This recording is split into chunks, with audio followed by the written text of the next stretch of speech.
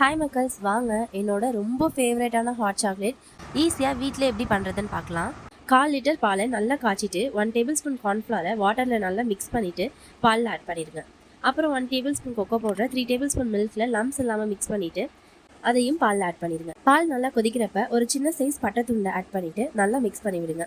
ஒரு 2 மினிட்ஸ் கழிச்சு 50 gram dark சாக்லேட்டை இந்த மாதிரி கட் பண்ணிவிட்டு அதையும் பாலில் ஆட் பண்ணிடுங்க. இப்போ இது நல்லா 2 மினிட்ஸ் கொதிக்கட்டும்.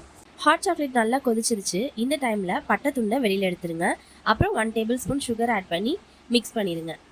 ஹாட் சாக்லேட் கன்சிஸ்டன்சி எப்படி செக் பண்ணணும்னா, ஸ்பூன் எடுத்து ஹாட் சாக்லேட்டில் டிப் பண்ணிங்கன்னா ஸ்பூன் ஃபுல்லாக ஹாட் சாக்லேட்டால் கோட் ஆகிருக்கணும். அப்படி இருந்தால் அது கரெக்டான பக்குவம்.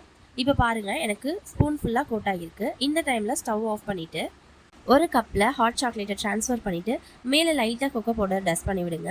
அப்புறம் கொஞ்சோண்டு கிரேட் பண்ணி வச்சுருக்க டார்க் சாக்லேட் ஆட் பண்ணி சர்வ் பண்ணுங்கள். ரொம்ப சூப்பராக இருக்கும்.